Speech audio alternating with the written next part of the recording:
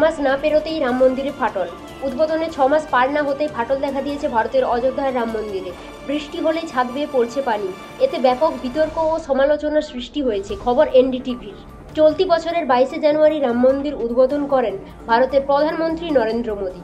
মন্দিরটি তৈরির সময় কোনো ইস্পাত ব্যবহার করা হয়নি।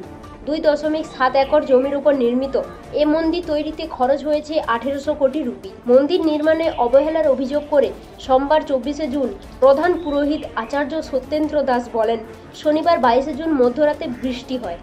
মন্দির চত্বরে বৃষ্টির পানি জমেছে, তবে তা নিষ্কাশনের কোনো ব্যবস্থা নেই। এছাড়া তিনি মন্দির কর্তৃপক্ষকে বিষয়টি খতিয়ে দেখতে ও প্রয়োজনীয় সংশোধনমূলক ব্যবস্থা নেওয়ার আহ্বান জানান। অন্যদিকে মন্দিরের ট্রাস্ট সূত্র জানিয়েছে, ঊর্ধ্বতন কর্মকর্তাদের ছাদ থেকে পানি পড়ার ঘটনা সম্পর্কে অবহিত করার পরে মন্দির নির্মাণ কমিটির চেয়ারম্যান নৃপেন্দ্র মিশ্রা মন্দিরে পৌঁছে ছাত্রী মেরামত করে পানি বিরোধী করার নির্দেশ দেন।